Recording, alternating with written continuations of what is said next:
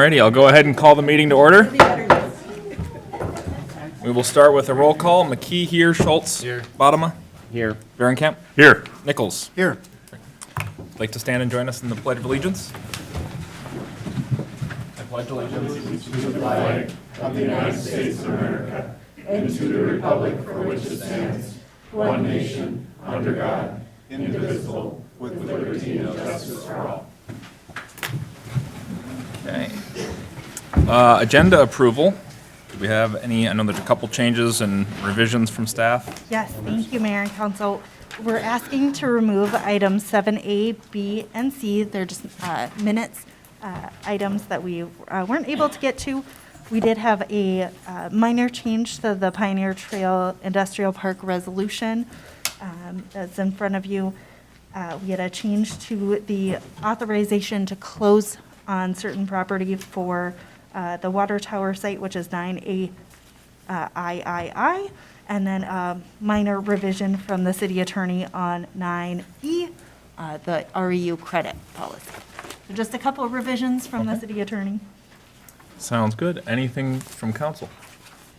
I had one, was thinking of moving 8B ahead of 8A. We have a resident here who just wants some feedback on 8B. I was thinking maybe we put that at, just given what we're anticipating. Can I, okay. Or go ahead. Do we both offer amendments and vote them at the same time, or do you want yours to stand alone vote? Or give your feedback and then we can pick I'd like which to one move 10A to consent. I want to ask some about that. Okay. Never mind. I rescind my, Or you could pull it from, then it's pointless. Okay, so we'll keep 10A there, then, so there looks like there'll be some discussion on it. So I would propose moving 10B, or I'm sorry, 8B ahead of 8A, and other than that, I will entertain a motion to approve the agenda as amended. So moved. Second. All those in favor say aye. Aye. Okay, commission representatives, we have Commissioner Lanterman and Commissioner Strahler. Oh, there she is, back there. Deal. Good deal. Open forum for items not on tonight's agenda. Jessica will walk us through. Anyone who wants to speak on items not on the agenda, you can come to the podium, state your name and address for the record. Generally, for any remarks for open forum or any of the other items tonight, we limit it to 5 minutes, just so everyone is aware. But anyone joining us virtually can press *9 or click raise your hand under the reactions button. Mayor and council, no one's raising their hand for open forum. Okay. Good deal. Then we will move on to, we don't have any presentations today, so consent agenda, which now consists of 7D through 7L.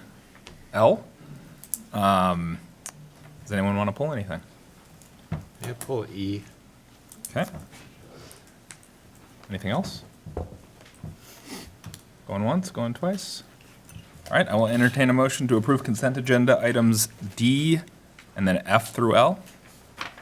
So moved. second. All those in favor say aye. Aye. Aye. All right, 7E. So, thank you, Mr. Mayor. My question on that is just the observation, and I hear from people that want to complain about construction hour things, but they're hesitant because they're directed to call 911 and say it's a non-emergency. And that's just not inherent in someone's nature to dial 911 when you're talking about noise complaint on a construction site and working outside of hours. Is there any way we can come up with some type of like complaint hotline or something that goes to recorded message? I direct people to call the non-emergency line because you do want to speak with the police because they're the ones that have the capacity to go out there. And so I direct people to call the non-emergency line. I don't know who's saying 911, and you can certainly do that if that's the only number you can remember and then say it's a non-emergency. That is an option, but when people come to me, I tell them to call the non-emergency. Okay, do we publish that anywhere in the newsletter or anything? We can certainly do that. We could do that as a, Maybe we could put it on the website or hot something. link on the website. Yeah. Okay. If you call Corcoran police number, there's a non-emergency number that comes up on the recording too. You just gotta be able to drive and write it down at the same time if you want. Yeah, just don't do that. Yeah. Can't we just put them on these signs that we're getting made? That's a good idea, too. They're being made, so we could, we're making 10 initially. We can do that for future signs. We already have a lot on this sign, so I think that we would have to probably look at the size of it. I don't see that much room, but Yeah. Put a Maybe- sticker on the pole. you could, We could. QR code or something? We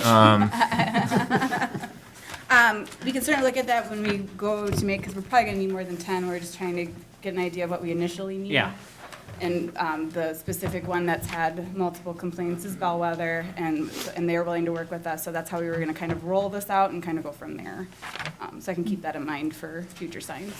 That sounds good, and maybe we just work on newsletter, website, social media, just getting it Okay. out there. All right, thank you. Yeah, no problem. what is the non-emergency phone number? It's a Matt question. It's on here, one second. I don't have it memorized. I have an email that I copy and paste. It is on the website somewhere, because I've had to give it out. Oh, I know, I'm We can just, make it much I'm clearer. saying if anybody knows it. Non-emergency that's- number I do barely not have know my it off number the top by of my heart. is 952-258-5321. There you go. All right. I'll make a motion to accept that. 70. Okay. Do we have a second? Second. Okay, all those in favor say aye. Aye. Okay, on to planning business. Mr. Mayor? Yeah. I got a text. Somebody is stating that the Zoom ID is wrong for tonight's meeting. How many people got it right? Jessica? Currently have Get two, two three people. members. Three, Three on, okay. yeah. I don't know who it's from. I just, Are we able to, well, we have the, So, can go check. on the front page of the packet, if you wanted to text them to let them know what, well, I guess maybe we should confirm that that's correct I'm first. gonna go check to see if it's correct, Okay. and we'll update the website if it is. Sounds good. Thanks for bringing that up. On to 8, the new 8A, which is originally 8B. We're gonna, actually, I'm sorry, we'll have a public comment opportunity for both of the planning business items, 8A and 8B, and then we'll go into 8B, which is the accessory structure options. So if anyone has any comments, now rethinking that. Let's do comments for 8B here first, and then I'm assuming there'd be some comments on 8A, so we can have that separately, so we make sure we don't miss anything. Anyone wanting to comment on accessory structures options can press *9 or click reactions if you're joining us virtually. Otherwise, you can come to the podium. So we'll do a brief overview, and then we'll have you come up. Okay. Perfect. So no other comment, or no one No online? one's commenting. Alrighty, let's go into 8B. Thank you, Mayor and Council.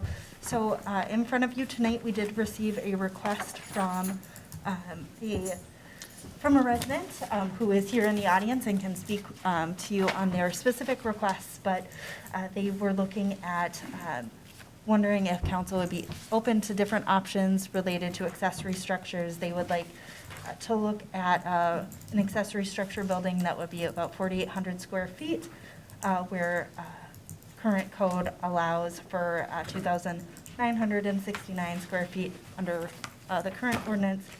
So there is a variety of options that we could look at for changing, or really it comes down to is council open to changing accessory structure calculations, who would be paying for that change in the code. Are there specific parameters we'd like to look at if we were open to this, or are there alternative routes, such as doing a CUP for additional height? There's a variety of things to look at, but really, tonight is about getting feedback from council on what we might be open to. Yeah, and I just kind of wanted to get, I recommended that Byron come in and talk to us, because he had some ideas, and we were trying to figure out potential solutions, and I figured it might just be good to have it in front of council and get any ideas and just kind of brainstorm it. Byron, if you want to come up and if you have anything you want to kind of explain some of the history and what you're looking at and Yeah. And answer any so, questions you got. Primarily, we're looking at to have more storage. We don't like stuff outside to begin with. Because as you know, we have almost 7 acres of property that we maintain and we've been working on since we purchased the property, and we have several pieces of equipment to do that job in my downtime. So more or less, the square footage is dedicated to keep the equipment outside, make sure we're maintaining the equipment, we're not doing any environmental damage, you know, you got skid steer, stuff like that. Sit outside, they're leaking, you don't keep an eye on them, you got that running into the pond, whatever, you know what I mean? So, and then the other reason why we wanted a bigger structure is we want to incorporate a lot more solar into our new building we're putting up. Because for one, power grid's getting less and less all the time with electric cars, so we figure why not, instead of having that on the ground, utilize the square footage on the roof. Yeah, and that was the point. Natalie, I don't know, or Kendra, I don't know if either of you know off the top of your head, would we have an issue with roof-mounted solar on the accessory? I know we'd allow it on the primary structure. That's Would it be permitted, on the structure is permitted, On accessory as well? right. Okay, good deal. So that part wouldn't be an issue.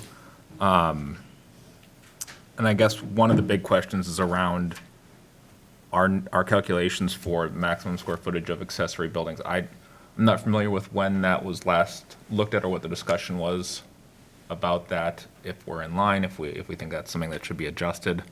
I wasn't able to find another city, at least in our immediate area, that does have a higher allowance, but certainly isn't that's just what I could find in a couple quick searches. I don't know if you guys have any experience with that. I don't know if staff knows when it was last looked at. My recollection, it was right after we adopted the last comprehensive plan, but it wasn't a comprehensive update. Mr. Stieg might have been on the planning commission at the time. I feel like we just said, let's increase it by 5%. Gotcha. It wasn't a big review. Gotcha. Okay. There's a couple other things I know that, and you and I have talked in the past, and correct me if I'm wrong on this, one option for him might be to look into the CUP for height, because that doesn't have that same 10-acre Yes, minimum requirement to be eligible. that is my understanding, is that we have granted some CUPs in the past for accessory height. So it would be. Generally, it's in conjunction with over the 10 acres, but There was a CUP 2020, I can't remember what year I came here now, 2021, that it was a property less than 10 acres. And we changed the code because we had been providing that allowance for people with property less than 10 acres. And there was a slight conflict, so we definitely allow that with our current verbiage. Okay. So that might be an option to try to gain some additional storage space that way, whether it may be a mezzanine or something in there. The other item, I think we've talked about this a bit before, was the garage allowance, and I wanted to confirm this with staff and council. Up to 1,000 feet of garage space before it starts counting towards your accessory Of structure. attached garage space. Correct. Yeah, correct. So that would be another option for potentially some additional garage space. Any thoughts from the council on? Is this picture in the packet? Which one? Well, it's almost like a Google Earth picture. That would be from Hennepin County. Yeah, okay.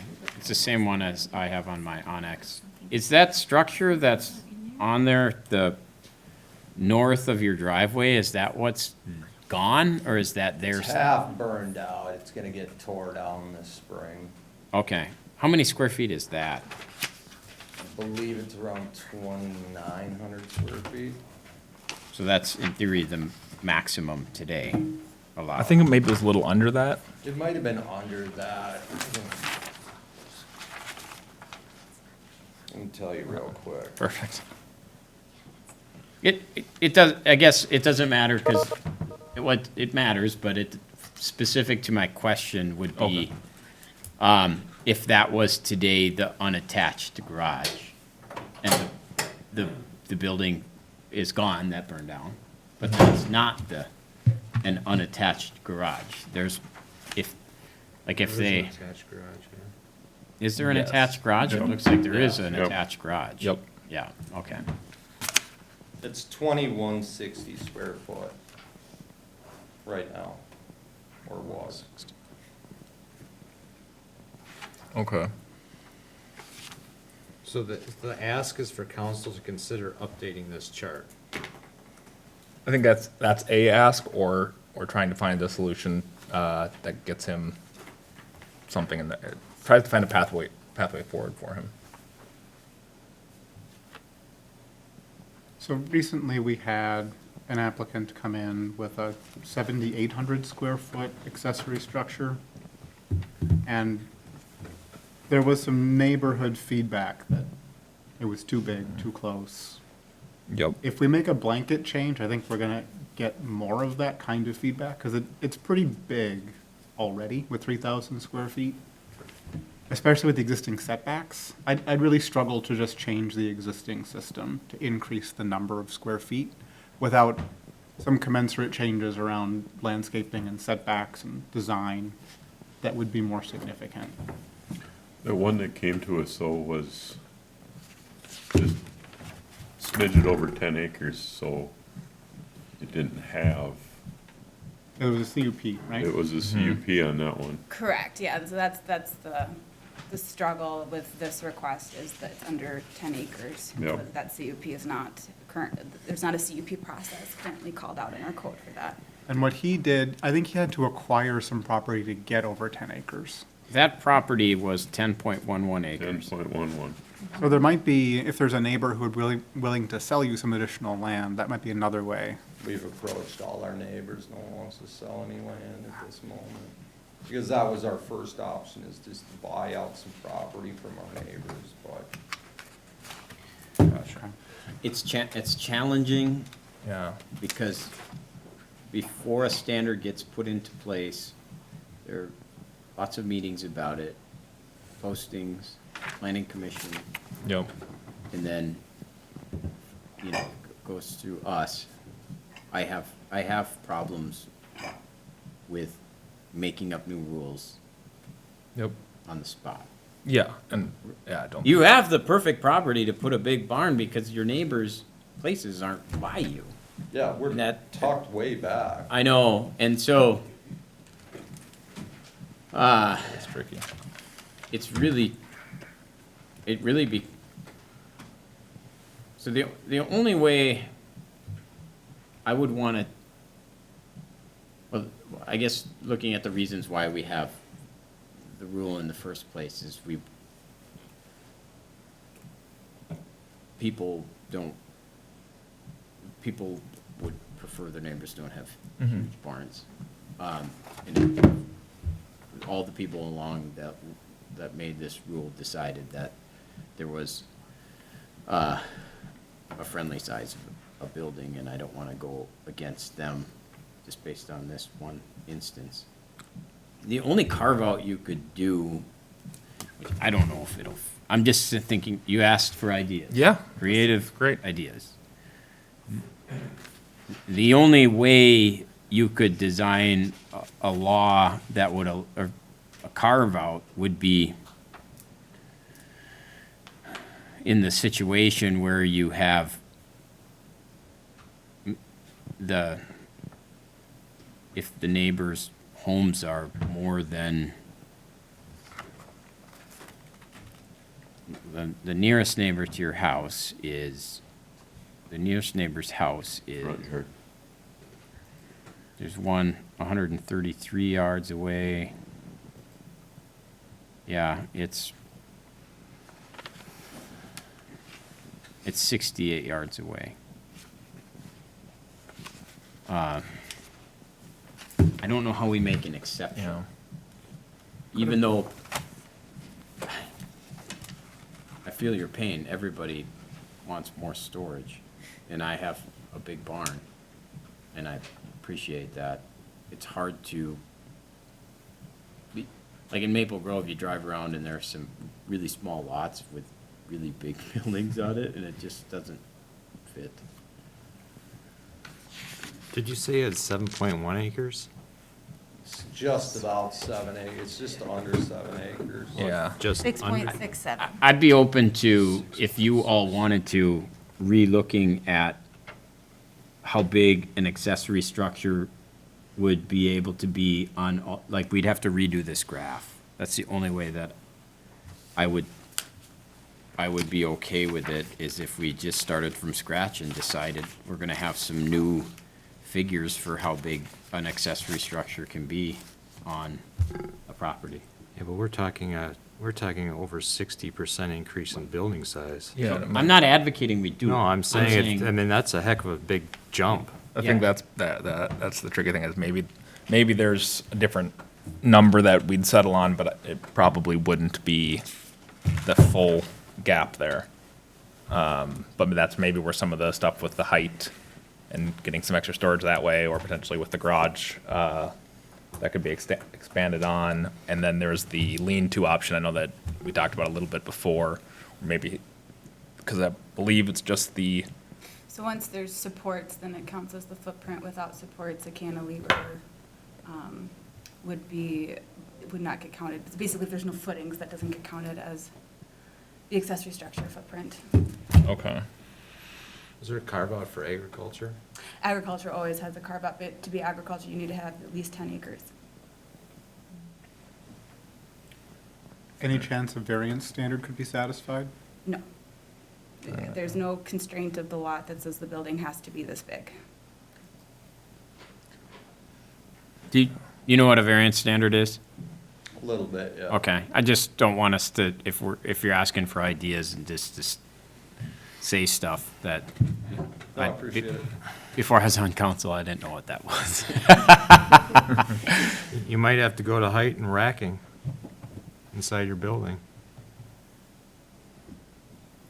I mean, Build up to the 29 and yeah, I don't know, I don't think you can support a 60% increase in building size across the board, because how do you apply it in this chart?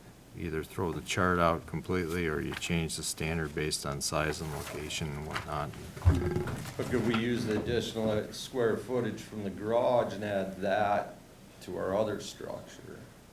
I don't think you can do that. Yeah, I think you it has, have to just I add think it's, the- that's just to allow it in the, not like It transferable. doesn't count against you. Yeah. The garage doesn't count against you currently, right? But I could add the 2,900 square foot onto my house, correct? You can, no, That- because you've got a frontage standard, your garage space, right? Can't exceed 55% of the frontage of the house. Not in the rural, or the urban reserve, I forget which is It's zoned, urban that reserve. doesn't apply, so you could As long as it met setbacks, probably. Would be the, would add that onto your house, and again, whatever your garage attached to your house is, the first 1,000 feet doesn't count against the table. So if you're allowed 2,600, you could have a 3,600 square foot garage attached to your house. But in total, it still is that accessory structure limit. Correct, that's what I mean, yeah. Who determines where the garage starts and the house ends? Yeah. The floor plan will call out the garage space, Oh, okay. yeah. but maybe that's a route to look at if it is connected. Could call it a sport court. I mean, that's what I'm getting at, is like, if you have a storage area on your house that shares the border with your garage, then what? I'm not following the question. So if, So suppose you have your house here, and you have your garage here, but in this area of your house, you determine it's storage. yeah, if you have internal storage, that's not what we're looking at. We're looking at a place that functions as a garage. So you have this overhead door as you're using it as a garage. There's a definite difference between internal storage for your items versus a garage. Building code difference. So if it was There's a like firewall. a taint, Yeah. if you had a taint the garage, taint the house, it's something in between, could you store stuff in there? I think we might be going down a rabbit hole, maybe. I'm just trying to get him some more square feet of You storage. can't say we're not creative. This is true. I think And there's it a lot of irritates those ways in guys the a lot. code to be creative if the person chooses to, and acquire additional storage space, like you said, racking the lofts. There's a lot of ways without changing the code to get there. The other option is to consider changing the code, but within the code, there's a lot of ways to be creative. Maybe that's the route to explore next. It is the route, and we looked at that. The biggest problem is when we add on, we're taking out so many trees to do that along the side of the house there in that one area. That's a wetland right beside it too, isn't So it? I'd have to build out and start where my shop is. If you look where the satellite is, then you got that bank of trees there, then you got the swamp. I'd have to take out all those trees there, which we're not in favor of doing it. The other thing too, he's got a setback then from the wetland. That's, I mean, the current, or the previous structure that burned down was already pretty close to the wetland, so I think he still has some room between the house and the wetland. But yes, we would have to look at that. I mean, I think maybe I'd start with seeing what options with height gets you in terms of just overall usable space and how far that gets you. You know, maybe it gets it down a little bit from that 48, and then if there's something really creative with connecting to the garage or to the house and doing something that way, then that's maybe how we get close to that number. And then if there's a little bit of cantilevered space or something to just get you some extra space to at least have it orderly storage somewhere, even though it's not interior the same. Okay. And then I would say definitely reach out to anyone, and you know how to reach out to me, and anyone's gets a new idea, let them know. Just trying to brainstorm this one, it's tough. Okay. Awesome, appreciate Thank it. you. Thank you, guys. thanks, Byron. I like what you've done with your property, by the way. It looks very nice. Really nice. Yeah. Okay. On to 8A, Pioneer Trail Industrial Park, and we will have the public comment opportunity for that now.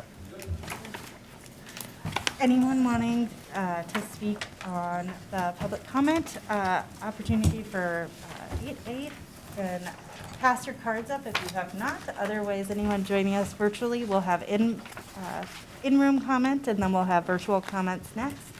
You can press *9 or reactions and raise your hand, and then we'll recognize you after the in-house comments. I do have one comment card so far. Kristen Bloomquist, if you want to come to the podium, state your name and address, and we can recognize you. Kristen Blumquist, 6330 Pioneer Trail. Same thing as last time. You know, we've been thinking about it and talking about it, and this just feels like something that is going to change the whole dynamic of our neighborhood. It's calm, it's quiet, it's nice and dark, it's peaceful. My kids can go down Wagon Wheel Road, there's not tons of traffic, you know, except for like the few cut-throughs at rush hour. But, you know, I kept thinking about, you know, like huge trucks on the road, and I mean, I have a good-sized front yard, but I have a turnaround driveway, and my kids ride their bikes and stuff, and it just sounds scary. I mean, we have a lot of kids in our neighborhood. We have grandparents that watch kids, and it's just one of those neighborhoods that you see kids playing outside. And I feel like this plan is just gonna change all of that. And I know that that's not like the direction that I feel like you councilmen want our city to go, where, you know, it's changing neighborhood dynamics and stuff.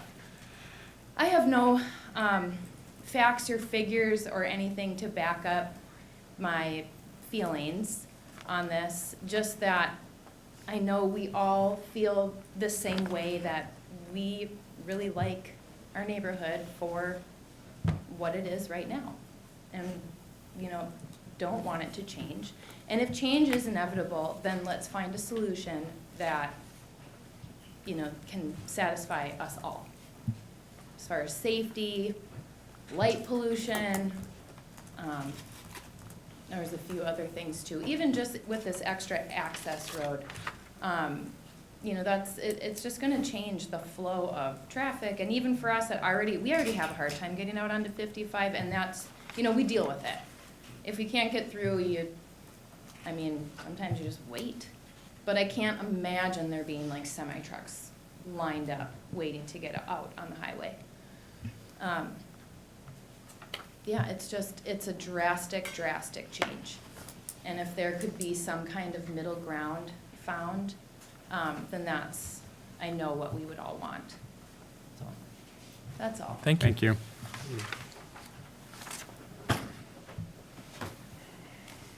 Haven't received any other, want to state your name and address? Great, thank you.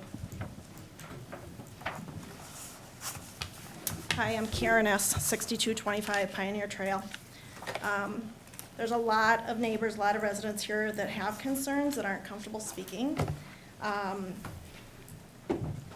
Just in looking at the agenda for tonight's meeting, you'd had a work session prior to that, and you were discussing some berming requirements. And in most of the information we can find, you're only requiring 4 to 6 foot trees. Those are not sufficient for berming of any sort. 18 years ago, we had to build a berm on our personal property, planted evergreens, 10 to 12 foot in height, and it took over 15 years before it provided sufficient coverage from our home. Just another personal connection, back in 2007, my family's business, S Brothers and Sons, sought approval from the city of Corcoran to add a building on the commercial property. In the approval process, Kendra directly told my husband, Troy, that it would be the last building permitted in the city of Corcoran with metal siding. Metal siding would no longer be allowed. However, now you're not concerned with allowing a cheap metal building to be built within direct view of existing homes. Pella is currently in operation in concrete buildings within business parks in Plymouth, not visible from any homes. Corcoran should not allow them or any other business to move to our city and use substandard building materials, especially when this development is surrounded by nice homes. This is not the appropriate location to allow that type of building material variance. The development's aesthetics should be kept in scale to the existing surroundings and not compromise them. The quality of the building style, site designs, construction materials for this proposed development do not substantially enhance the aesthetics of the site as would be required by the PUD variation. They truly detract from it and devalue the nearby homes, which are generally upscale and the general upscale feel of Corcoran. We as neighbors in the surrounding community may not like it, but we do understand that this land is for sale and eventually will be developed. However, there is a correct time and purpose for everything. Tax base increase for the city or profit to a landowner should not come at the expense of the entire surrounding community.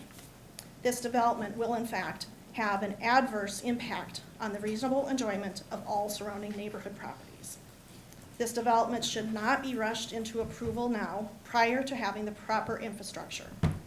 The detrimental impact that will be caused by the additional traffic brought in by this development will cause a huge inconvenience to our daily commutes. There is no clear way to safely navigate traffic into and out of this development. The last meeting was put on hold because no resolution could be found. As currently designed, without a traffic light and without an additional turn lane of extended length and turning radius, trucks would not be able to navigate this safely. With the lack of a traffic signal, any semis leaving this development won't be able to easily get onto Highway 55, backing up all of us to get out onto the road, blocking my driveway personally and other homes.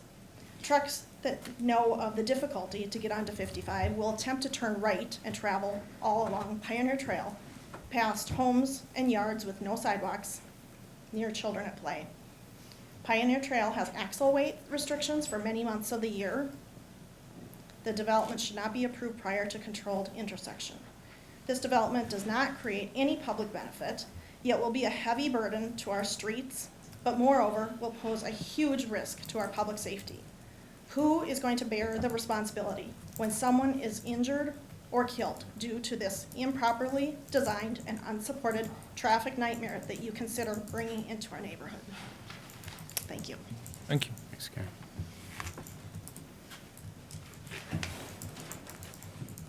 Is there any other comment cards or folks who want to address the podium? You can state your name and address. And with anyone virtually, you can press *9 or click reactions and raise your hand. Okay. Mayor and council, at this time, no one is joining us virtually for that. Gotcha. Okay. Maybe would we like to go over some of the changes incorporated in the draft from our last meeting? Sure. The draft resolution for the PUD Resolution 23003 does reflect your last meeting. But before I go to that, if I could just clarify during the public comment. please. There are no metal buildings proposed in this development. The Pella building is tilt-up concrete. However, you did, during the concept plan, look at a insulated wall panel system for the mini storage and the other future building on the north side, which is an insulated panel system but does have a metal finish on it. If you recall that Azteca insulated wall panel system. So it is true that our zoning ordinance does not allow ribbed metal buildings any longer, the more agricultural ones. So just to clarify, Pella is a tilt-up concrete Gotcha. panel, which is a permitted use in our industrial district. Thank you. So, Hold on one second. I think Ellen had a question. Before we go on, did I mishear something when we talked about the agenda? There was a revision to this? There was just one, it came out to council on Friday, but there was a revision to it's highlighted in red. I can hand it to you. It should have been on the front part of your agenda. Really, it was to allow for some flexibility should there be warrants met for the traffic safety. yeah, I would say it differently. It's not allowing flexibility, There we it's go. adding requirements. But the draft that, the red lines reflect traffic in number 9. So this, after the packet originally went out, I was finally able to talk to the city attorney. It, under 9, does specify that the request for PUD flexibility is denied. That was a motion that you made at the last council meeting, so we added that in. The present plan does not meet warrants for a traffic signal without the proposed gas station. This is a multi-phase project, and then we added this, that traffic warrants will be evaluated with each phase, and if warrants for the signal are met by users in this development during any phase, the applicant and/or the applicant's successors and assigns shall be responsible for the full cost of the signal.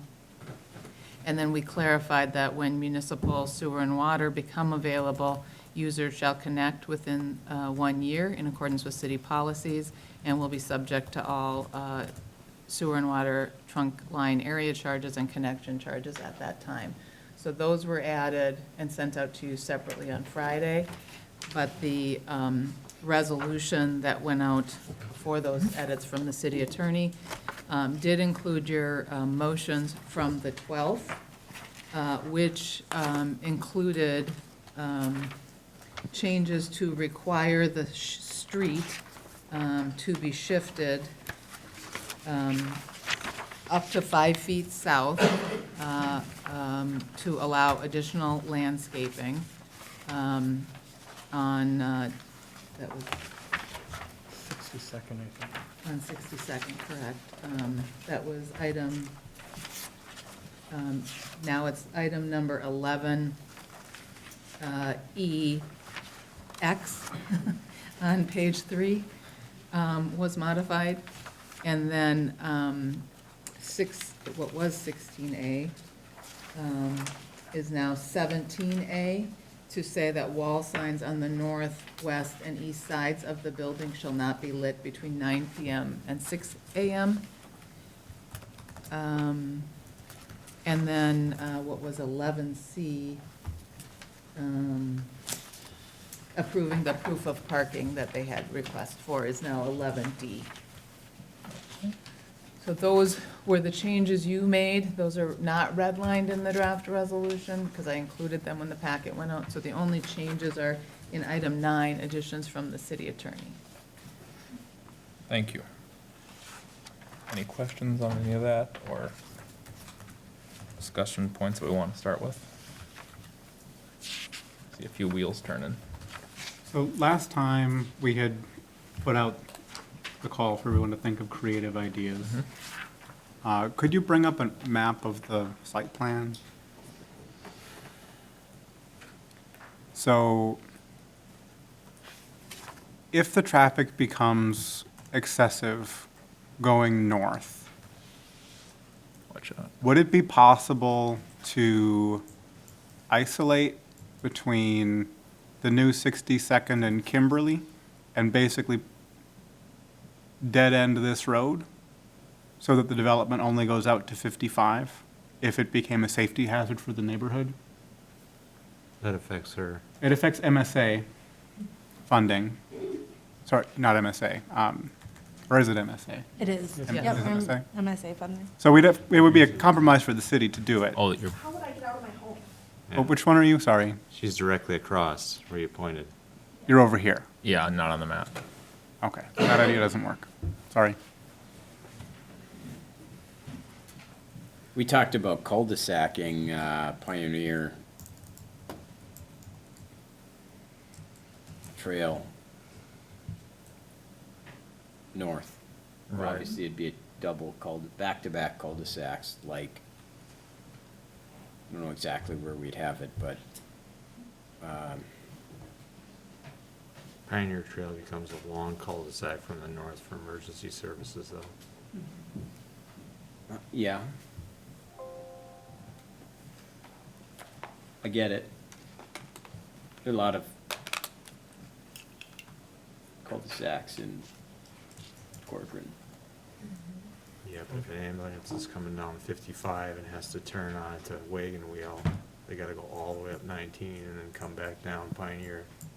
No, they That would could- go 55 to 19 and then around. Right, they'd have to go all that way versus coming up, you know? I get it. That time could cost somebody their life. I understand that. I'm just thinking aloud. Yeah, no, I appreciate that. I'm an EMT, so I I think know about that. those I things. I know you're thinking about that. I know, it's hard because you would be picking traffic over safety. You'd make it, that would be the exchange. Yeah. Which is, that's tough. I think what the issue where I get stuck is that there isn't an alternative, regardless of the specific uses, there isn't an alternative to some version of that road.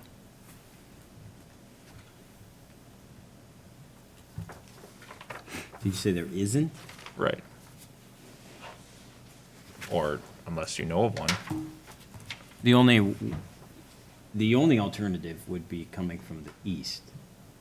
But then you're faced, so I thought about like, you require that road to be closed when an entryway is available east of the property.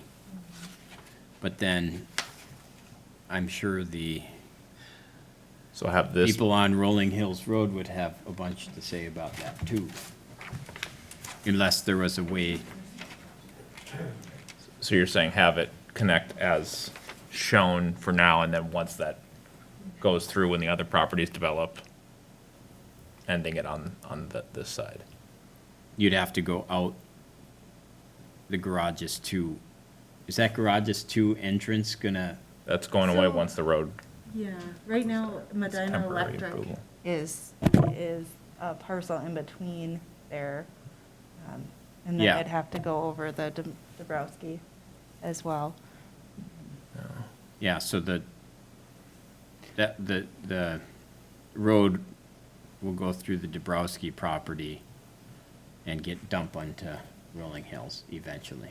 Yes, and we when we had the concept plan for that parcel in, we looked that that would have to go north along the back of those homes. I'm thinking out loud. Yeah. I'm not advocating. I'm just saying like that, you asked for an alternative entrance. I Yeah. mean, that's the only alternative entrance, but it doesn't exist. Right. Mayor, we do have someone who's raising their hand if you want to recognize them. I know open, Sure, Public because we had comments some or- issues potentially with getting onto the meeting. Let's do that. and just it there on- does sound like we've updated the website to. Should be fixed. Gotcha. it should be. Yeah, let's do that just to make sure we're getting everyone.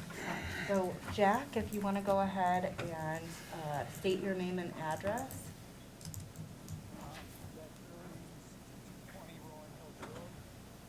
Jack, can you hear us? We can't hear you. He's unmuted.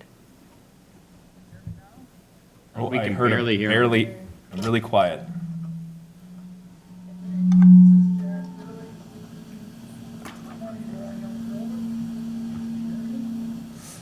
Just barely. Give us 1 second. We're potentially have an audio issue here. Jack, can you try again?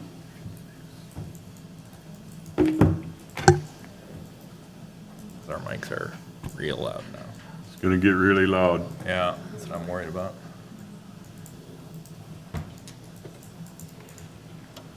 Do you use Onyx still? Jack, we're having a hard time hearing you. If you want, we could have you either, I don't have my cell phone. Otherwise, we, They're hearing him loud and clear on Zoom, apparently. So if anybody is logged into Zoom, we could maybe use a speaker for that. yeah, give us just a moment.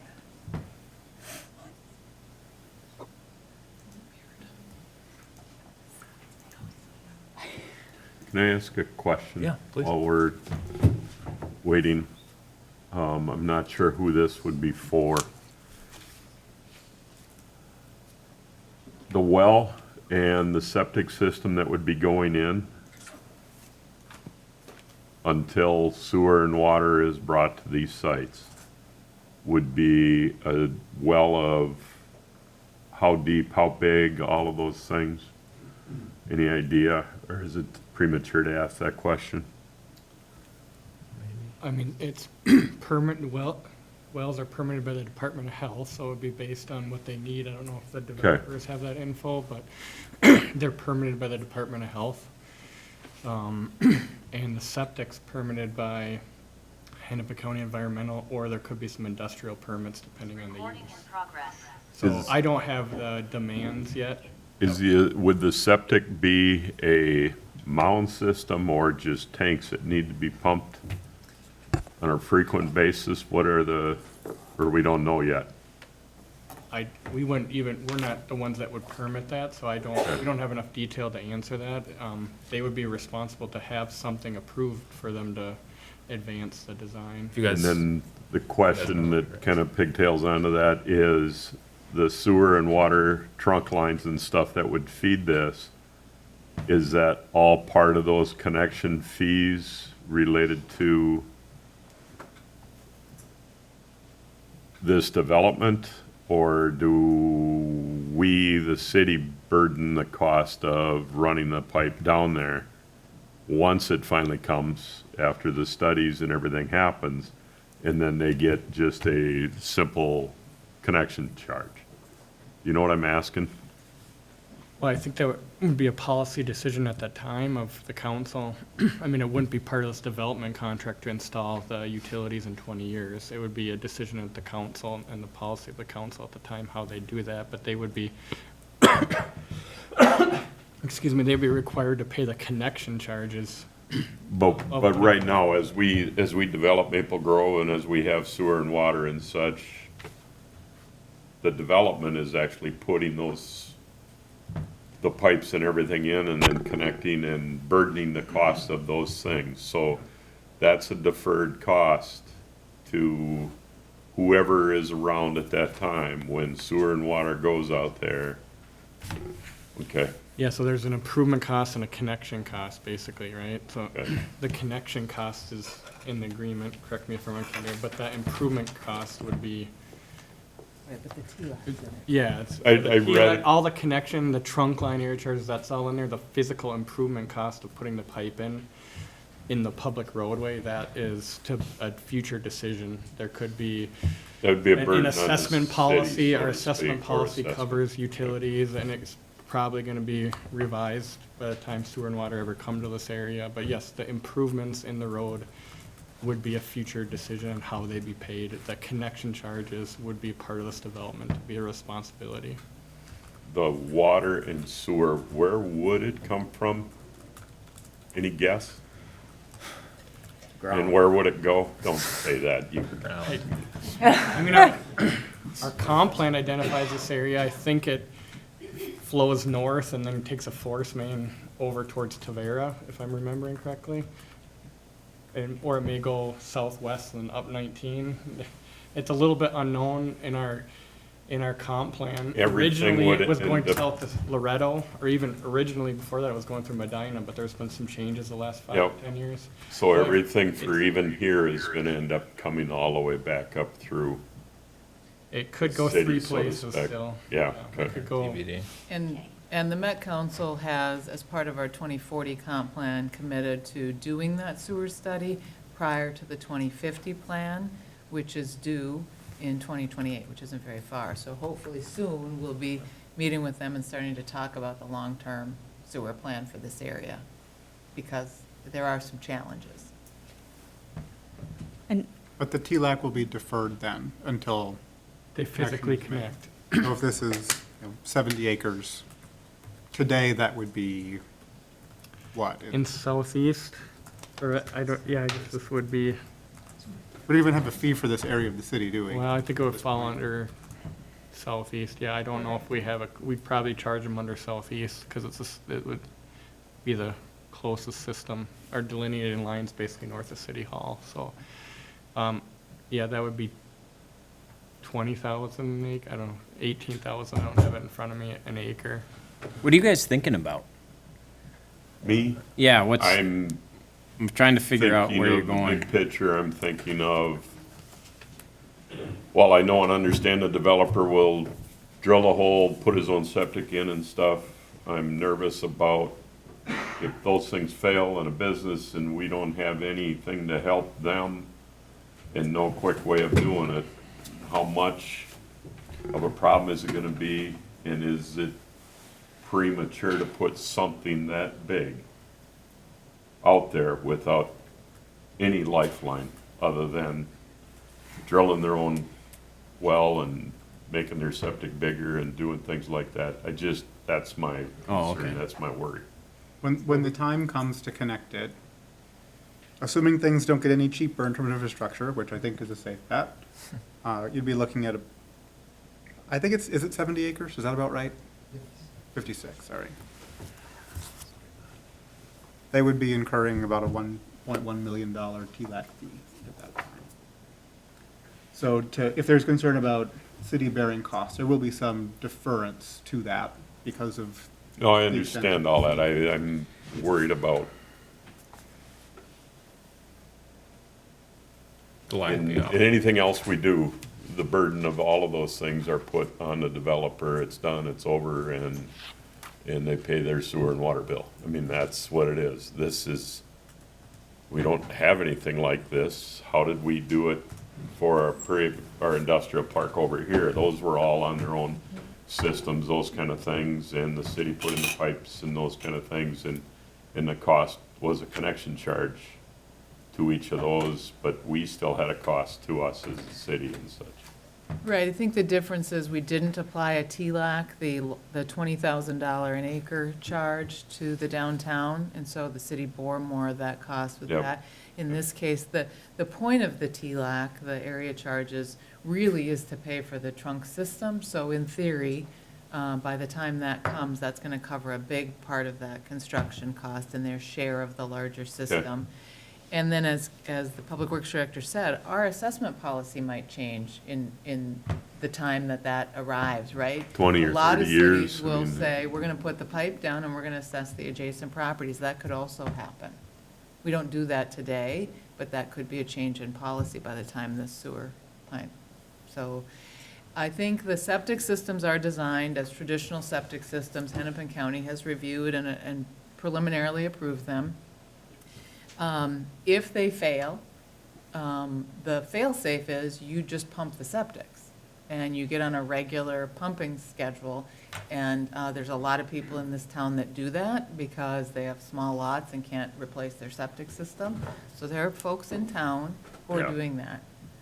Not ideal, but again, talk about, they've got a primary, they've got a backup system. If both were to fail before sewer and water get here, that's how you'd manage that, so. I understand. I was filling time. Have we connected with? Get the, yeah. We Think so? we got it. So Jeff, if you want to talk and unmute, we'll try it. Okay. Can you hear me now? Better. Oh,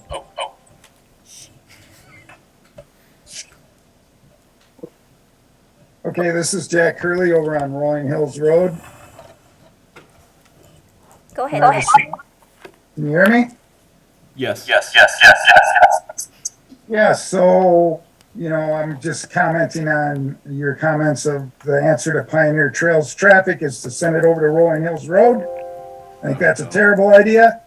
Rolling Hills Road will never justify having a light.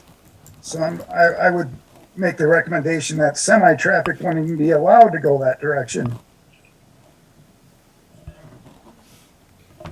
Okay. You get all that? Yes. And calling him, hopefully he can still hear us if he's watching. And that was, I think, John, that It was was just just a the concept. hypothetical idea you were Yes, throwing out. Yeah. yes. Yeah, we've got the same issue at that end. If we I'm- move it yeah, there and we exit out on 55, there's still gonna be no lights. Sometimes when you think of ideas, You're, some are bad. you are, you are a true brainstormer, John. See, it took I tried to do the same thing, but I didn't succeed either. speed of light. We're gonna have Rolling Hills people come in here and. Yeah, we're gonna have a mess soon. I think the quandary with the infrastructure comment is all traffic.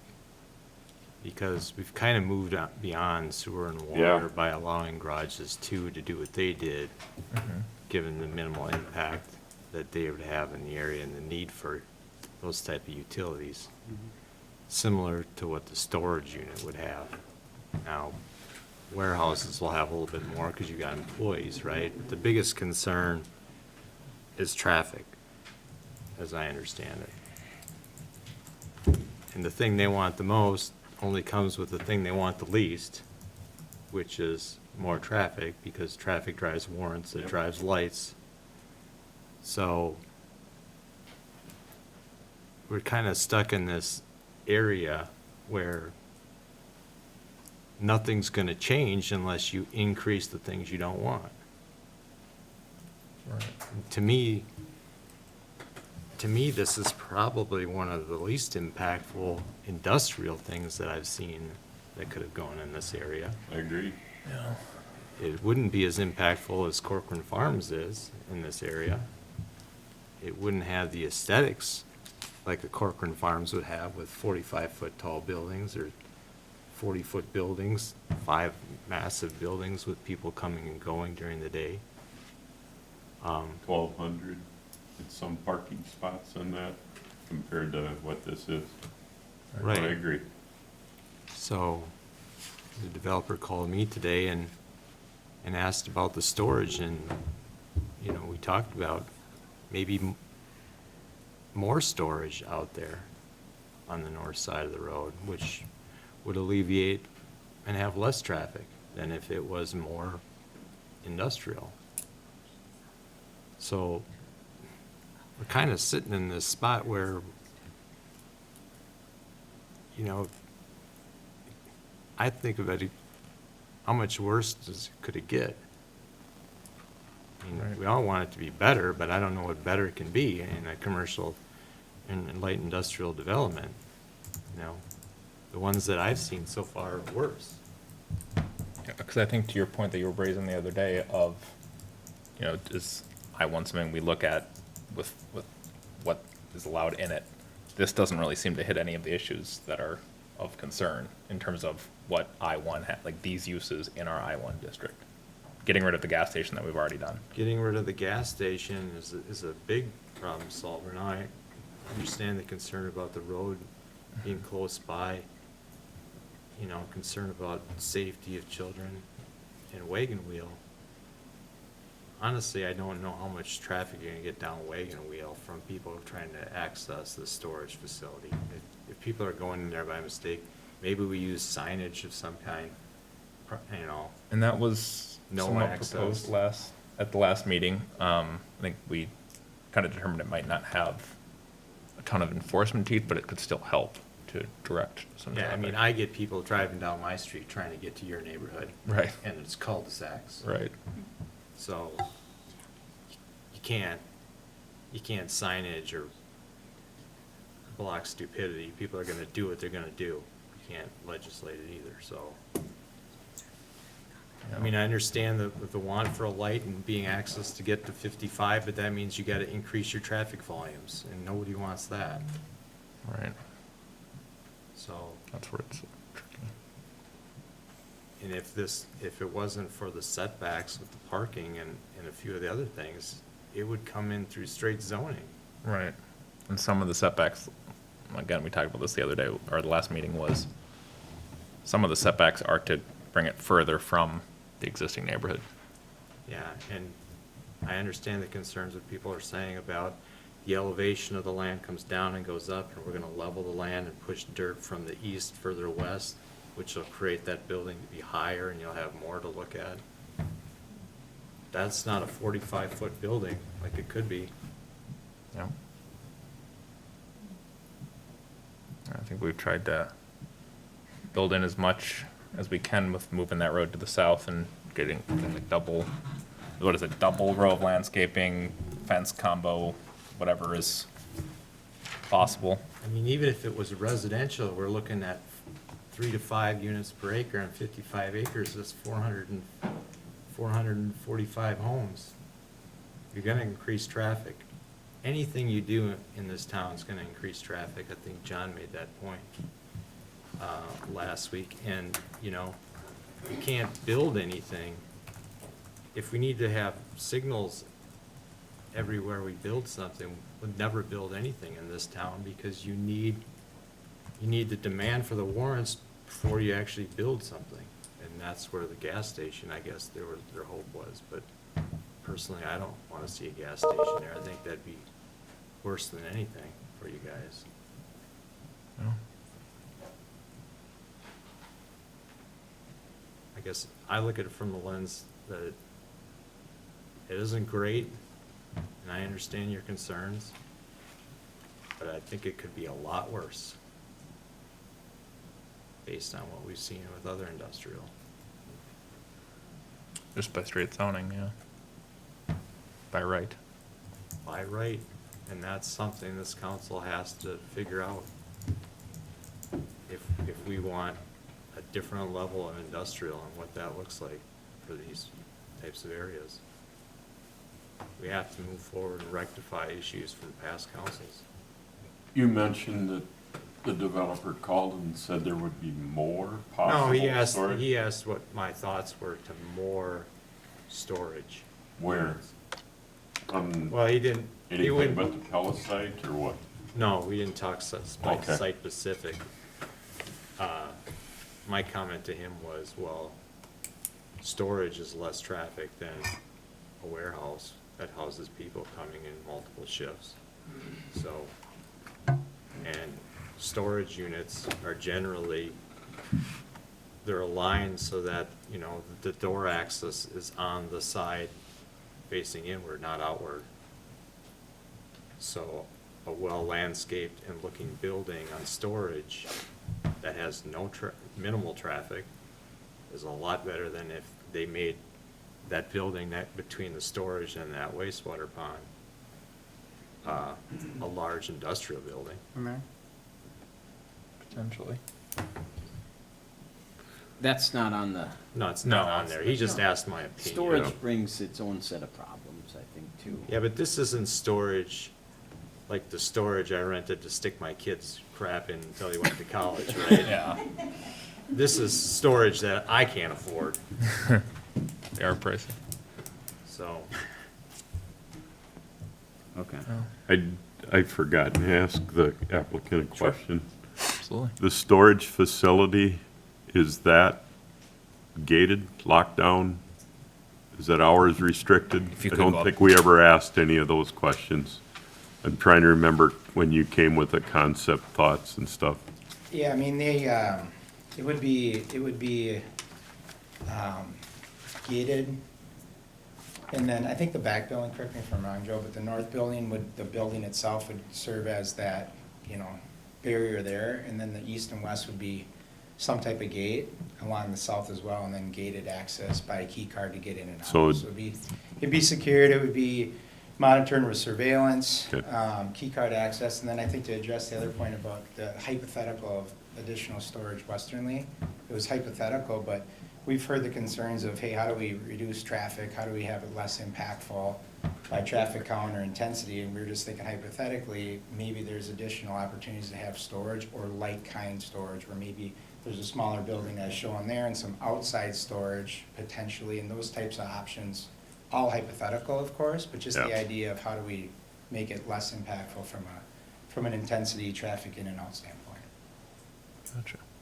I don't know if I'd support outside storage. Yeah. No, We have, Just, yeah. yeah, and just in generalities about trying to listen to the concerns and address comments and work with everybody.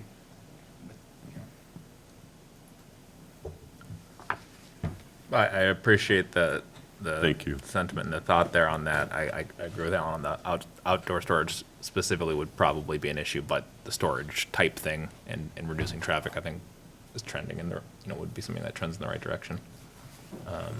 Yeah. A couple of the other concerns raised were light pollution and heights of trees. I think we can do something about tree height, right?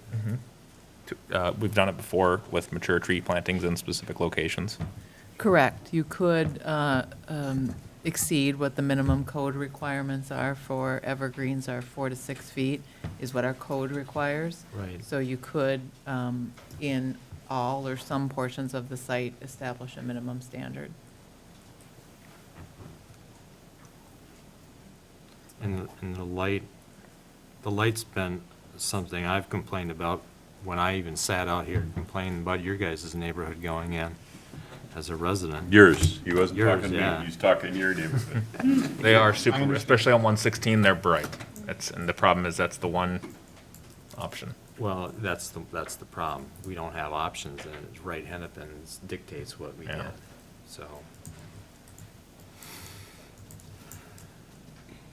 Do we have any say in spacing of lights? Yeah, we have a policy that public safety and myself coordinate on for consistency in like roads, so that's a policy decision, so I would say we have say in spacing. So we could push lights out further and minimize the amount of lights maybe, It's a balance of lights and safety, yeah. It's that perpetual finding the right balance between the two.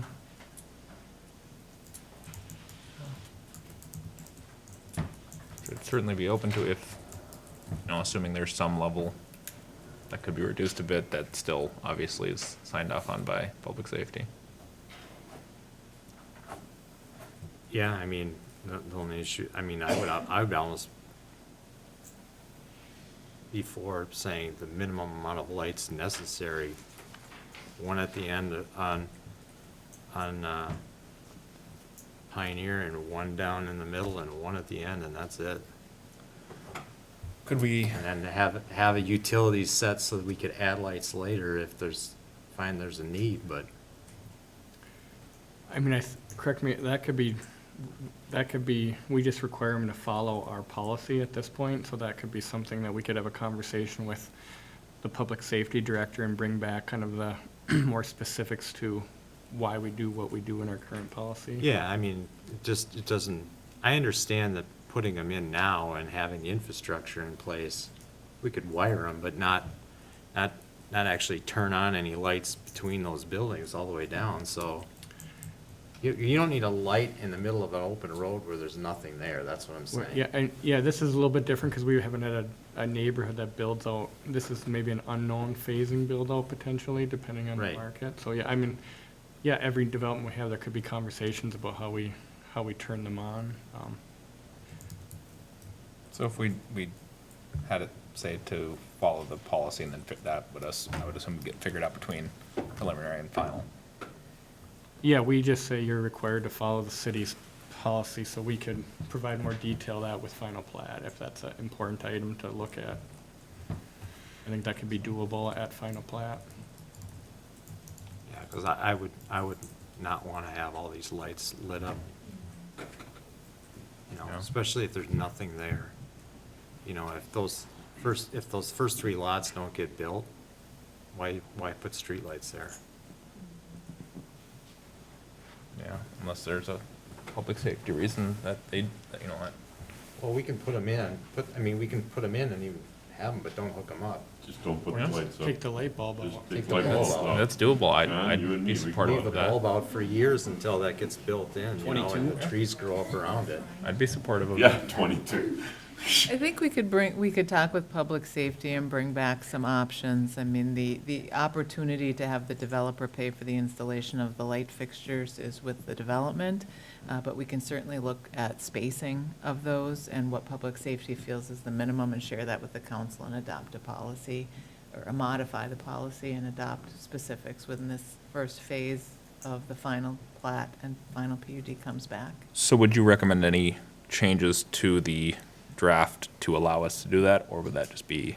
That's changing already in policy? our engineering Okay. memo, that they, I think, Yeah, that they it's- need to comply with our street lighting policy, because these are not development lights. Right. These are lights that we say you need to install for public safety. Gotcha. So- So there wouldn't be a change to this, it would be more just directing staff to. So we shoot out the bulbs and not put in the budget to buy more bulbs. Yeah, it's one way to do it. But that's like, eventually those buildings are gonna go in, so then we're faced with the same lighting issue. Well, eventually,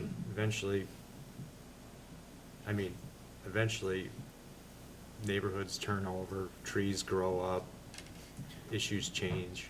And the developer said that they would move the road. And that's have- in there as much as possible. Yeah, and have, we talked about 2 rows of trees or 3 rows of trees last time. There are two currently in the Yeah, proposal. so that would add another row of buffer, and I think Karen raised the point of that they don't get tall fast. Do we require height of the buffer trees in any way? Yes, absolutely. Our code requires that evergreen trees be 4 to 6 feet when they're planted. And you could certainly say in that space along the wagon wheel homes that they be a larger minimum size. We could, because Yep. it's a PUD. It's a PUD. You We've did done that that with before. Corcoran Farms. You required some. Can we do it with 15-foot the trees, I think, in that case? right Hennepin? Oh, sorry. No, it's you. Yes, I think we did do that with Right Hennepin.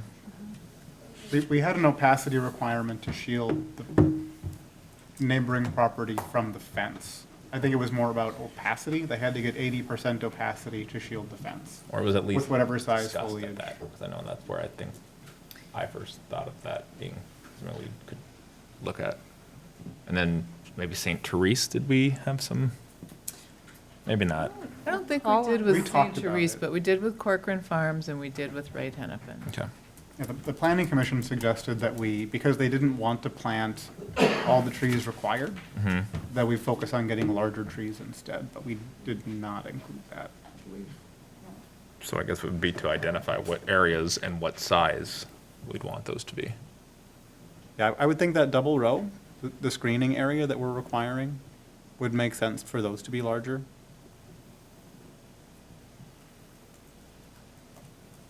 Yeah. You know, I would think anything that abuts this, property on the north side of the road, that's the furthest west. I don't know if you can plant trees between Or there. John. To John? Alan, No. he's trying to point. I don't trust you, so I'll give it to Alan. Watch your eyes in the audience. Can we plant in here? Is there plantings going in that area? Yeah, the landscape plan, there's a bunch there on the edges. So, It's a pretty significant fall there too. The topography there is something else, so. Are you sure? Yeah, the tight lines and stuff, well, they're gonna balance that area. Yep. So they should. how it gets regraded, I would think they could put larger trees on top of that balanced area so they sit up higher. So you shield any building that comes in there. I mean, that area, to me, this area, I don't know what I'm hitting with this. You're good still. We're good. This area and this area are the biggest concern. Right. That's where you need your most Agreed. shield. Well, there's landscaping on both sides of that pond, so there is a staggered row of landscaping also on the west side of that pond that you were pointing to. Yeah, but really wraps that'll around probably be that lower than this building pad, right? Mm-hmm. So I'm saying, So maybe at that's the where edge we of the focus. building pad where it's the highest point, can we require trees to there? Mm-hmm. That's where I would put them, wherever the highest point is. So this building becomes minimized and these buildings become minimized to these residents, to the extent they can be. And the double rows going along. And the the double road. rows there, So on the west side of Lot 2, Yes. is what we would say, right? Yes.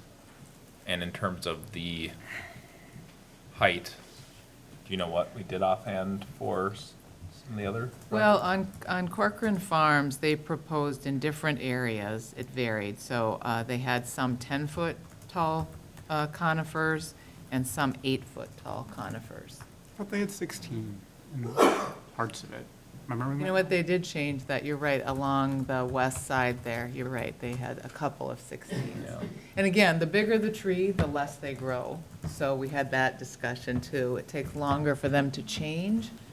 But yes, you're right, they added like just a couple though. I think it was on- like 10. I'd have to look, I don't remember. But I agree that that would be the biggest area of concern because of potential elevation, and we have the double row along the road now with the Yeah. changes we made at the last meeting, so that's the biggest area of screening concern. yeah, I mean, all the way to the corner of that pond, because eventually they're gonna see this building here. That's not the pellet building, the first one, and the You pellet point the building is pointer? the furthest one Right. over. Right? Yep. What building are we gonna see? Well, this building will be seen here by these people eventually. So all through in there and up in here. Load it up. So what would you suggest in terms of the size? Or do you have a thought on that? 60-foot Norways. I don't know. Redwoods. I'd have to refer to somebody else. I'm not. Fair an 8 and arborist. Fair enough. 10-foot trees are pretty standard and available to get. I will just tell you that. 8 and 10? 8 and 10 are pretty standard. In large quantities, it's harder to get trees of the 16 feet, but it is possible. Yeah. But I would just tell you, it's easy to find 8 and 10-foot trees. I found 18 of them when I moved on my property. 16 or taller. You had a lead, though. Well, we tore down a old neighborhood in Maple Grove I'd be and supportive I of moved them all in. adding some language. And they all grew, Taller and they're trees in still that growing, so Yeah. area. just gotta find them. I would propose 10. We're looking for a number. Yeah. And there is street improvements on 55, right? There's turn lane improvements on Highway 55, yeah. The only thing that's not is the signal. So the turn lane of 55, turn lanes on Pioneer, and turn lanes westbound out of the development are all part of the, Do they have to do some type of, are they just doing a turn lane from westbound traffic on 55 on the Pioneer, or do they have to do something with eastbound traffic as well?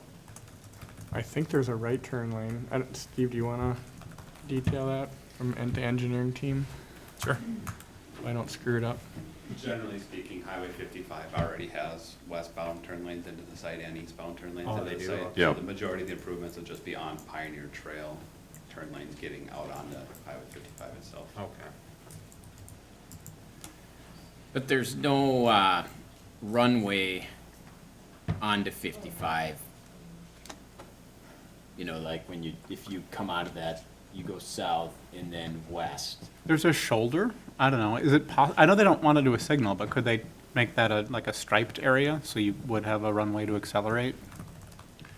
That'd probably be a MnDOT. Yeah, when you get in the MnDOT right away, they dictate that, but we don't look into that detail at this point, but yes, that's, whatever we do there will be approved by MnDOT and us, so the final details are to be worked out, so we can And, evaluate specifics, but MnDOT will control a lot of that because the right-of-way even extends, 30 feet north, physically, where they actually control it. They'll have a lot of say in what that looks like. Okay. So just real quick, on Pioneer westbound on 55, we hope they add a merge lane going westbound, because there's right and left turns lanes going both ways right now. When I look at the overhead, there's arrows, there's a whole bunch of stuff already there. So when you say a merge lane, you mean like an acceleration lane? To go Acceleration off lane to go 55? west off of Pioneer. It's on their right of way, so it has to be reviewed and approved by them. Okay. I would say, from a traffic standpoint, I think it would be difficult just from, Okay, but all of the rest of the lanes are there. Everything we're talking about is an improvement to Pioneer to service this correct. is all. Okay.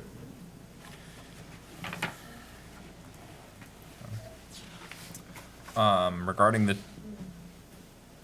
landscaping language that we were discussing, where would we be looking at amending? I think you would add that at 11E, X, maybe just make an X1. That says conifers on the north side of 62nd Avenue, a minimum of 300 feet from Pioneer. That's behind the wagon wheel, folks. And on the west side of Lot 1, Block 2, shall be a minimum of 10 feet tall. Someone What wanna? would you say? I'll make a motion to amend that as you stated. Okay, did everyone hear that? I second. Okay. Got a motion and a second. Any further discussion on that aspect, on that change? No? All those in favor say aye? Aye. Okay. So, that addresses all together with the last meeting in this. Screening on the road, screening up in the area you were just talking about and just made that change to, Alan. Lighting of the signs, potentially lighting of the street. I mean, barring straight denial, is there anything we haven't talked about? I don't think so.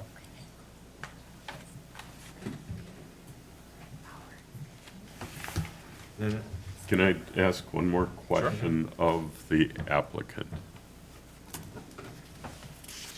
We've heard of a number of different things on what the Pella building is gonna be, from corporate headquarters to a distribution center to, what is that building going to be?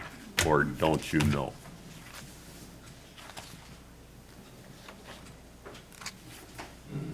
Because I thought corporate headquarters for Pella is somewhere down in Iowa. Des Moines. Yeah, I mean, to the best of our knowledge, I mean, we can't speak for them wholeheartedly, but it's not gonna be corporate headquarters. It'll be a local regional headquarter, if you will. I think they have Okay. satellite offices, and it won't be a distribution center. It'll be more of a warehousing where they take in product and then distribute kind of locally from there. So it's not the distribution like my head thinks of, where they're bringing in massive semis each day and massive semis going out. It'll be a semi or two on the Box delivery trucks. side, and then box trucks or smaller trucks kind of going out delivery from there. So not the, The one down in Plymouth is a pretty busy place. and that's where they are currently. Not that I stalk them or anything, but I saw the showroom, beautiful place. love to have Pella here, but the other one was, my goodness. If this is a distribution center and if it's anything like that, it's an extremely busy place. And like I said, when, at one point in the back of my mind, you said, or it was said corporate headquarters and then distribution center. I just wanted some clarity for myself, and I see a whole bunch of heads nodding in the audience, I assume from the neighbors, they'd like to understand better too. Yeah, and I think to the best of our knowledge is, you know, corporate kind of gets, they have a bigger corporate, you know, nationally, and then they have a local branches, so it'll be their corporate local branch, and not their corporate, you know, headquarters globally speaking, if that makes sense. Okay. And then I think we have, do you have the notes there, Joe, what they're telling us by way of? Yeah, same as last time we spoke, they expect to have about 10 to 15 trucks per day, mostly box trucks, a few semis per day. And then they'll also have 10 service vans that go out and help in installs and review new construction.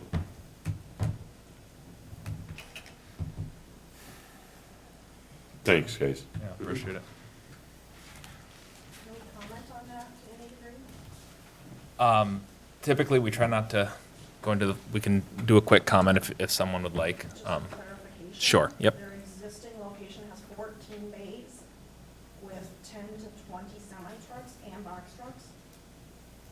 That's tough to believe the numbers that they're representing now. Gotcha.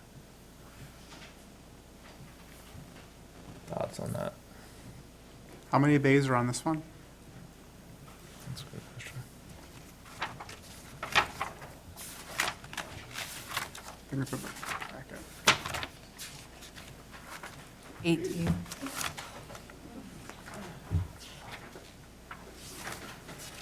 I don't think you'd need 18 bays for 2 semis.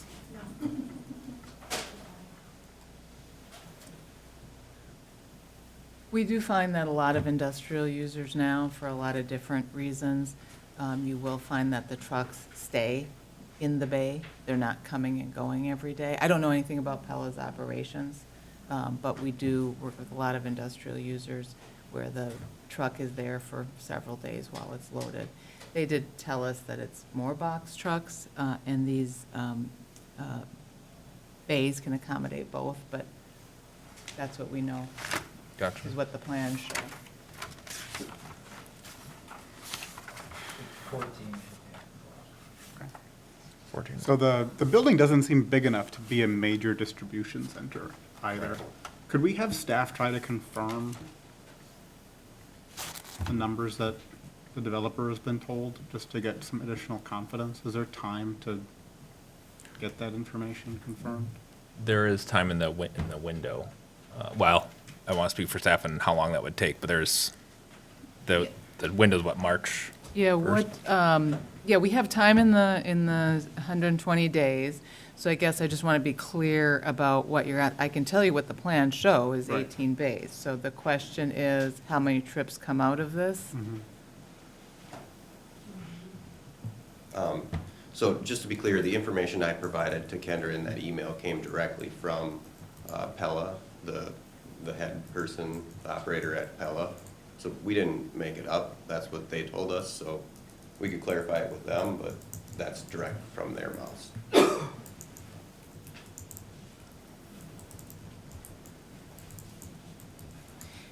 I don't know what it would change. I mean, they could tell us 5, right?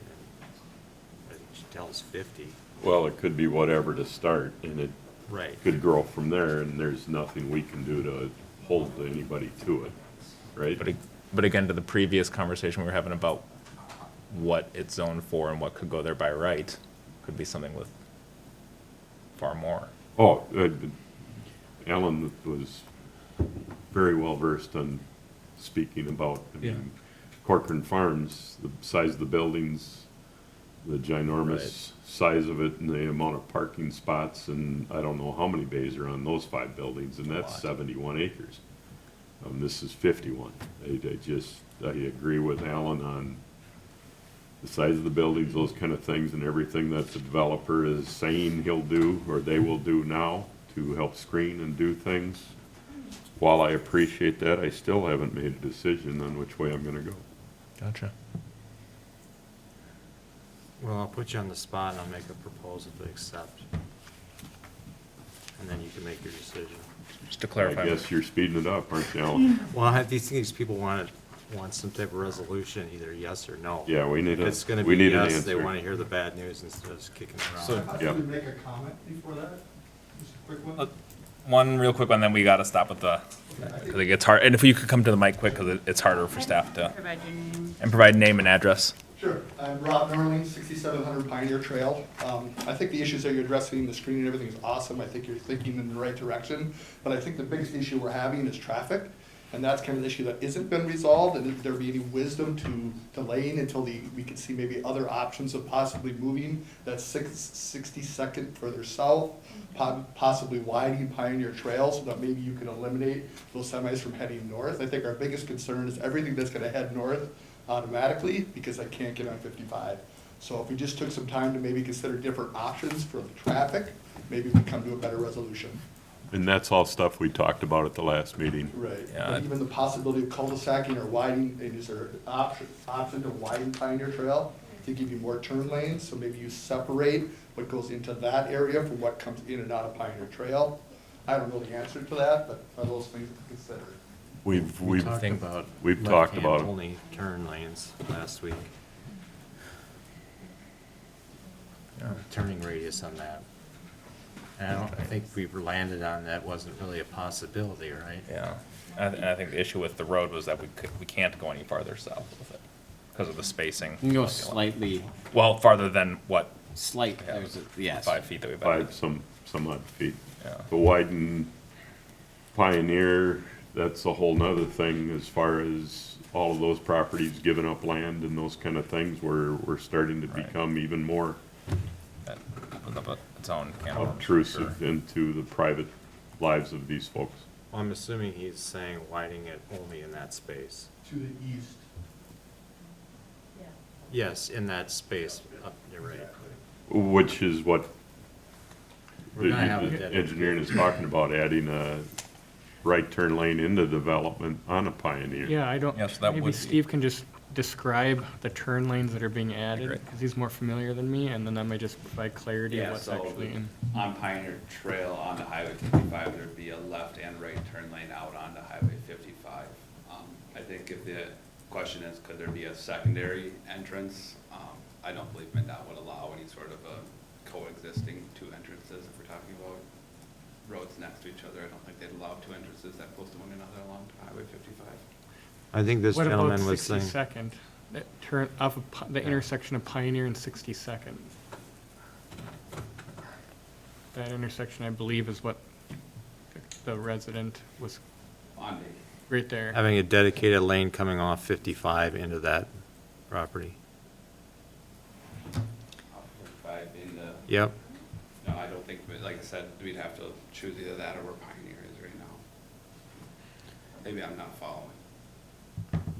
I think he's saying, rather than a separate road, just widening Pioneer and having one, the most rightest lane, sort of Goes go right into the here. property. And the other one is a Pioneer Road straight.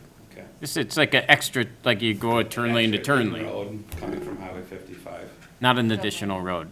Okay. Just widening it, having the lane, one additional lane that, I don't know if that would resolve traffic going I don't- out. It might fix traffic going in, so. Yeah, I don't- For it, but I think you still have an outbound traffic. I'm just trying to clarify, not advocate.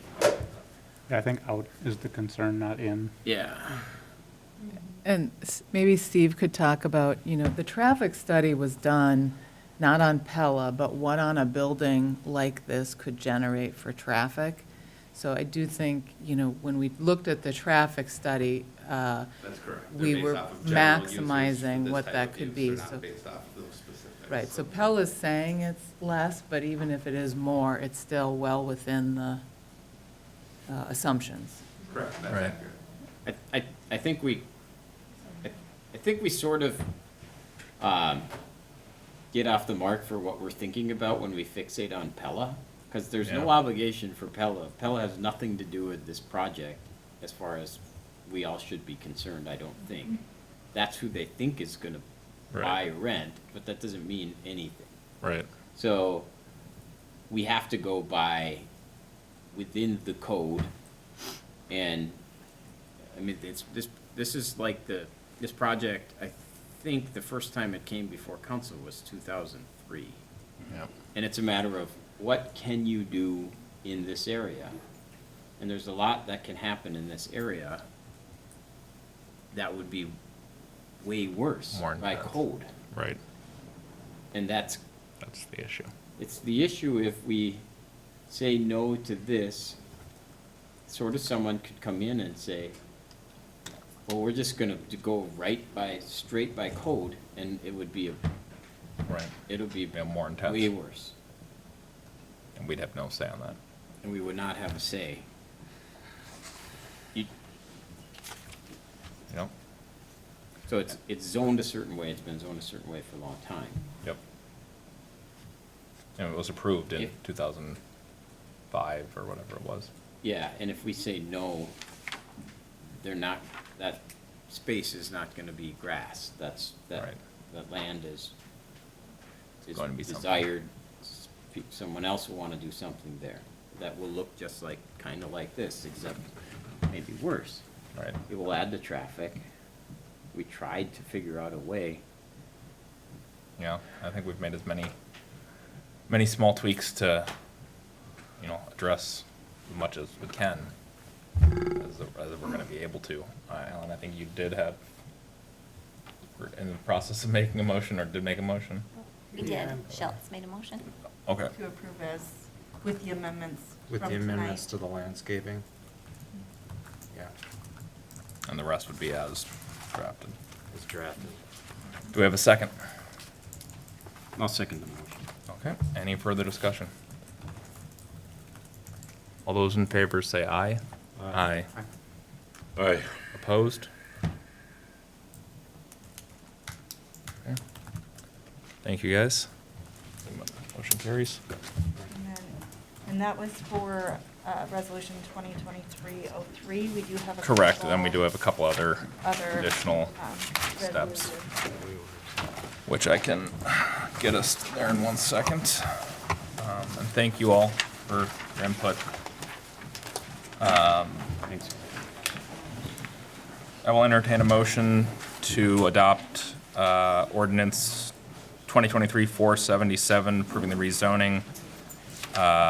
Approve resolution 2023-02 with findings of fact for rezoning. Let's see here, is that Alan's motion was on? On 03, so we just need. Okay, and resolution 2023-04 approving preliminary plat. So moved. We have a second. All those in favor say aye. Aye. Aye. Carries 5-0. Thank you.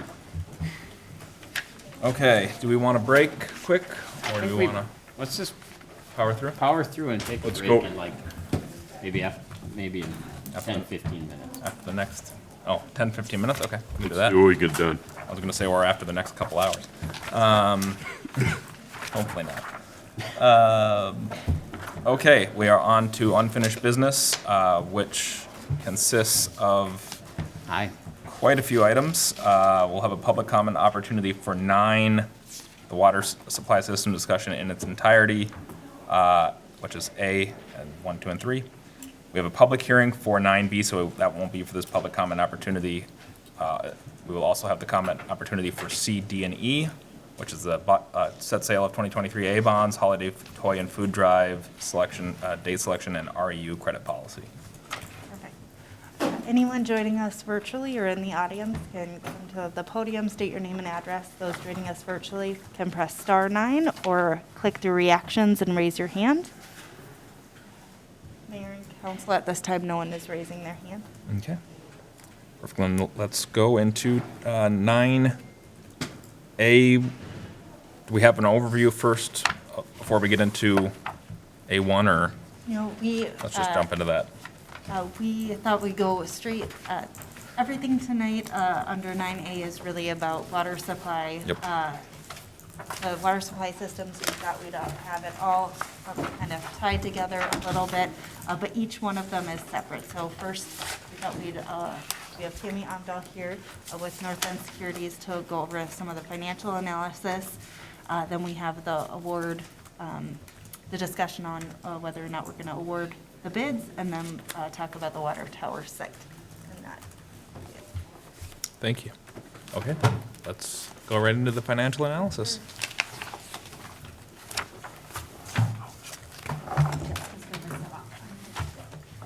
Good evening, Mayor, Council, Tammy Amdahl with Northland Securities.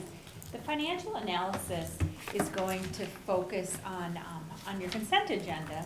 Earlier, the council accepted the long-term financial plan. Staff asked Northland to look at what happens if the scenario for development was not consistent with what is in the long-term plan. The long-term plan assumption for growth, as prepared by city staff, was assumed to be a conservative assumption with respect to growth. The analysis that I'm going to walk you through here, and I have a few slides to go through, takes it a bit further and says, what happens if development, what was assumed to be a conservative assumption, was actually much less than that? What would that mean with respect to the city's ability to pay back the debt on the water system improvements if development did not occur as in the long-term finance plan? So that is what I'm going to walk you through, the agenda item on financial analysis. It's going to focus on a comparison of, Jessica, if you could go to the next slide, and we'll skip past that because I just described that. So there's two scenarios as I go through some charts here and for the audience watching. Scenario A is consistent with what is now the city's adopted long-term financial plan, with one exception. We have updated the assumptions for the 2023 A bonds to be reflective of current estimates and consistent with the agenda item later on your agenda with respect to setting the sale for those bonds. Scenario B is based upon modified assumptions for growth. That is the only change. What happens if growth doesn't happen as included in the city's long-term plan? And I want to emphasize again, when we walk through the long-term plan, the assumptions for growth developed by staff were believed to be conservative. So scenario B is even more conservative. What happens if growth doesn't continue at its current pace? Jessica, if you could go to the next slide. So if a development does not occur as anticipated, city would not proceed with planned capital improvements in the future years. The long-term financial plan, inclusive of the growth that was included in that, included additional capital infrastructure improvements related to the utilities. If that growth does not occur, as you heard from your Public Works Director when we went through the long-term plan, those projects as proposed would not go forward. I would note in the plan that projected growth, if that materializes as originally projected in your long-term financial plan, those future improvements were anticipated to be paid with cash.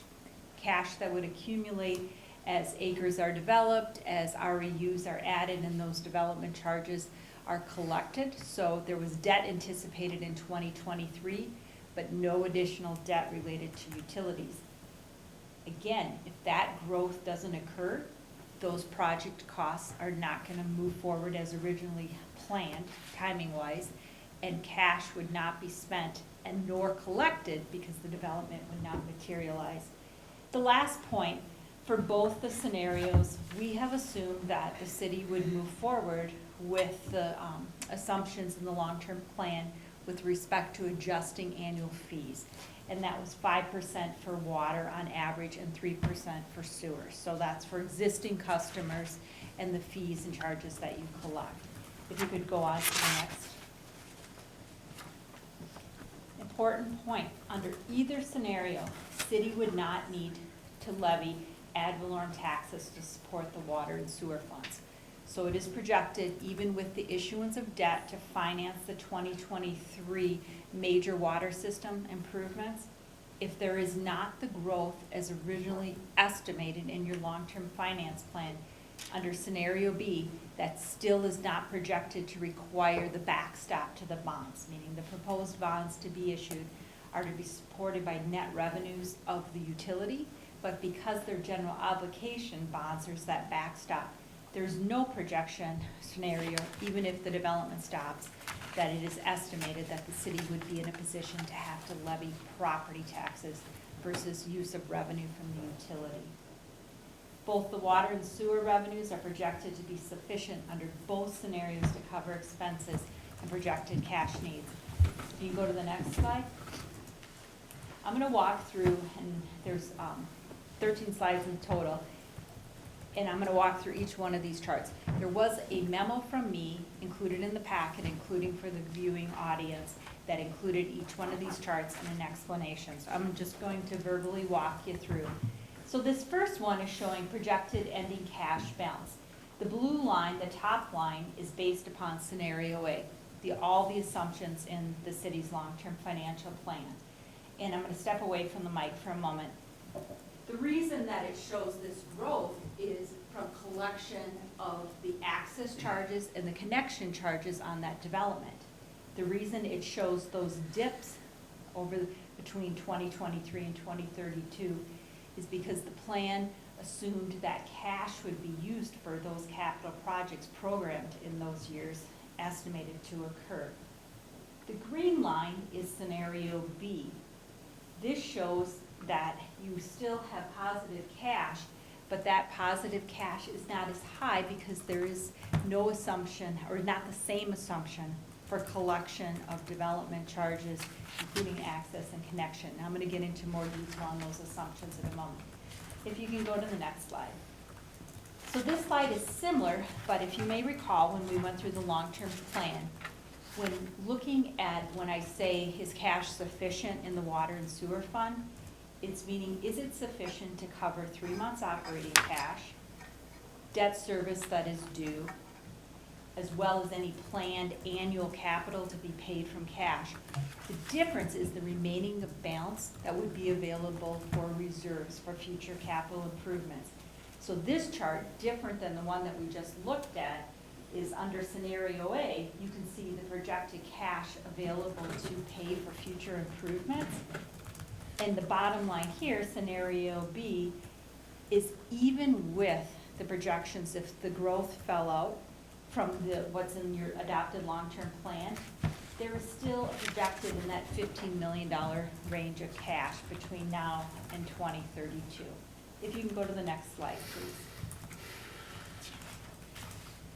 This is showing, now we're getting into the assumptions on growth. So projected equivalent customer units for water and sewer utilities. You can see scenario A in the blue and scenario B in the green. So these are customers of the utility. So by 2032 and projected, roughly half of what is in the city's adopted finance plan. But I want to emphasize, staff assumes that those projections in your long-term finance plan are already conservative. So those aren't meant to be rosy projections. The green is saying, what happens if it's just not even that more conservative, if it's half that amount? That is reflected in the cash positions and the lower customer base. If you can go to the next slide, chart 4.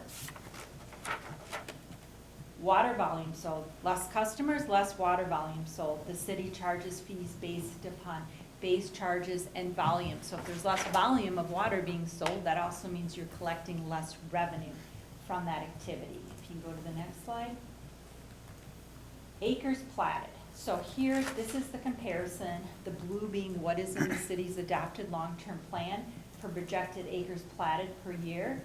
The green is under the scenario B that we're reviewing, so you can see that staff projected acres being platted out to 2026, and then no development under scenario B of land and platting of land between that plan time frame. Can I have a question for staff on this one? Go for it. Just for ballpark, what have we seen in the last 2 to 3 years in terms of acres platted? I don't know a lot. Great question. The last 2 to 3 years would be probably 50% more than the blue. So the blue projections were based off of the last an average plat of the last 5 years. So, and then the green is representative of the existing entitled properties, platting out over a conservative pace.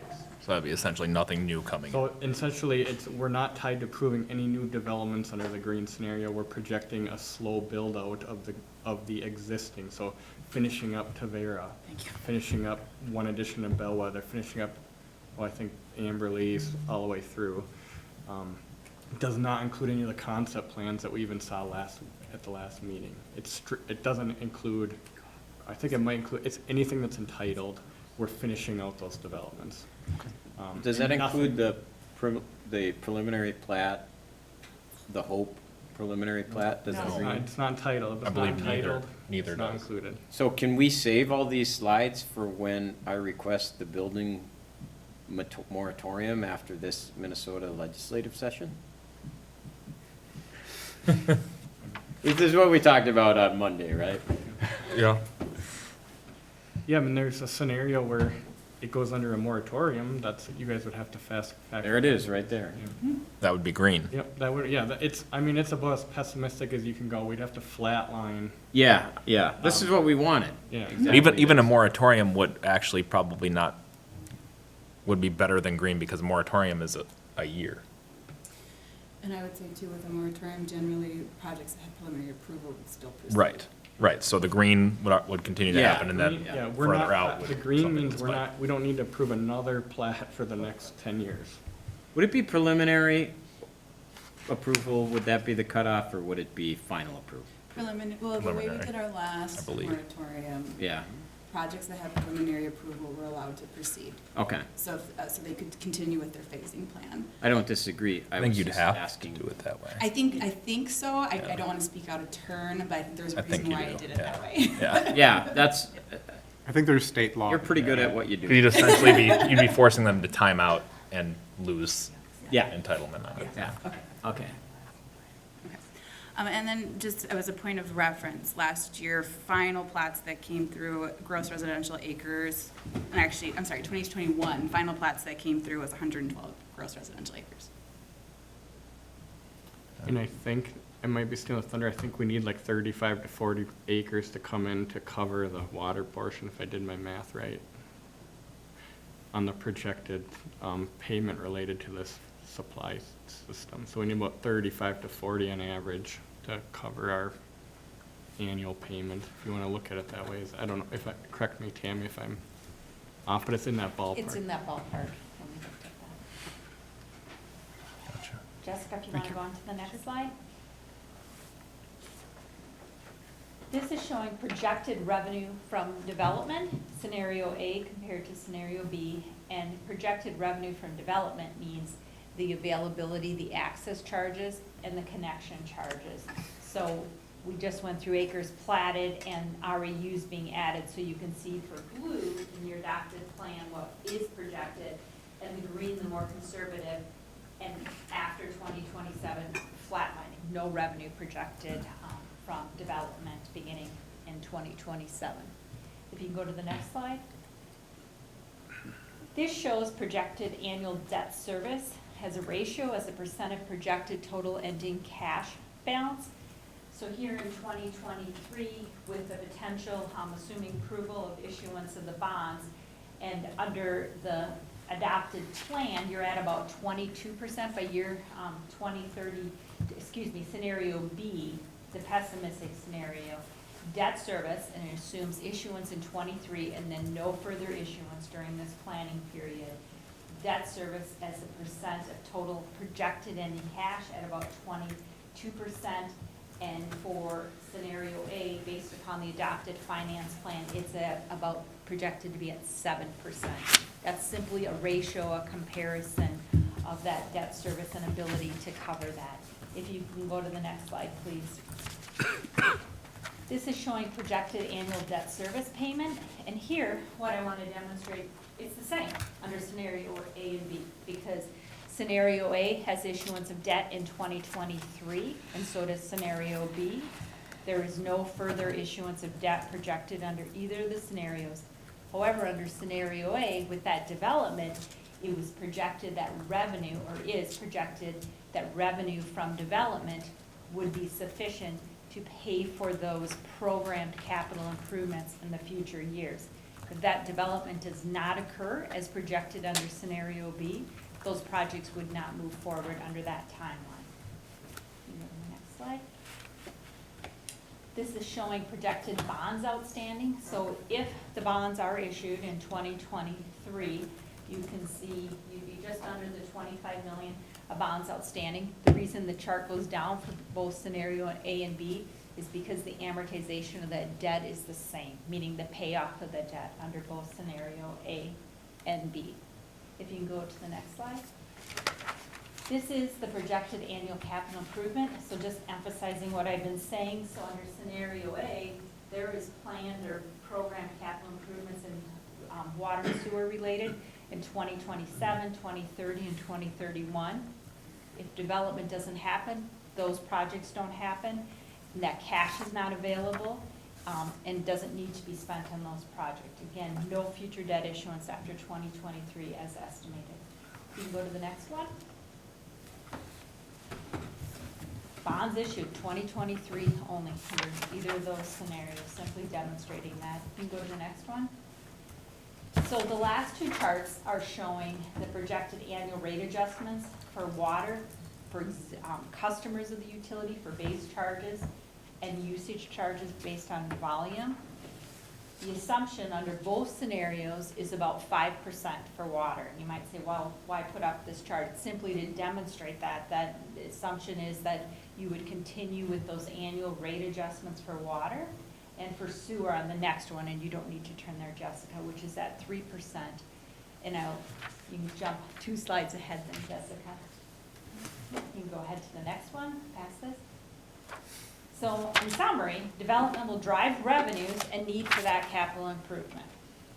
Water and sewer funds are projected to maintain sufficient cash and remain in sound financial condition under both your adopted financial plan as well as scenario B, which is based on an even more conservative assumption for development.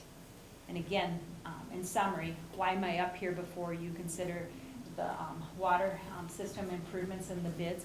Was to just further provide you with information to inform that decision in looking at a more, even more conservative scenario for development. Do you know, Tammy, off the top of your head, what the interest rate we would be getting on our cash balance was in the analysis? We were conservative. I think it was, Maggie, it was 1%, I believe, is what we were assuming. I know your plan is in your packet. It was in that 1% range, which Maggie would have to speak to, but current investments would be above that assumption of 1%. So I think our scenario, at least in our heads, is the thing that would drive development to be, in the worst-case scenario, would be high interest rates, which should get us more interest on our cash balance, which might put us in a better position than to make our payments based on interest versus. We're not getting one. We have to be getting like 4. We should get more than Please- one. Please say we're getting like 4 on our On 3M, investments, on our 3M fund. yes, we're getting 4% right now on Oh. our money market fund. Yeah. And, We'll check on today's rate. Yeah, and then the investment, I've been waiting for some of them to mature as well, but we were getting around 3% or so. Okay. The rates are finally going up a little bit, so I've been Yeah. invest a little bit more.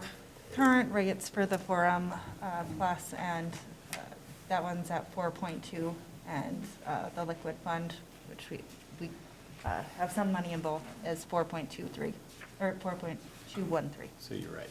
So then with 30 Finance million plan, sorry, in was cash. intentionally meant to be conservative Yeah. on that 1%. I'm not faulting that, I'm just Yeah. trying to understand for my own purposes. It only falls apart if we lock in at an interest rate for 20 years at 4, for example, and then rates go down. Then all that stuff you just said Yeah. actually doesn't work because we're not getting higher. But if rates But go then down, development then you is get more development. Yeah. because things are more affordable. Yeah, In theory, yeah. yeah. Then you yeah. get it on the TLAC side instead of on the cash balance. Yeah, Can we restructure our bonds in the future if they go down significantly? For 8 years, is it? After 8 years, we can call the bonds as oh, general. they are callable?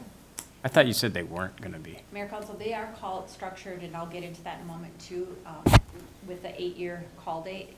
And that's really meant because if you start to shorten it beyond that, you're gonna start to pay more in interest than what is projected.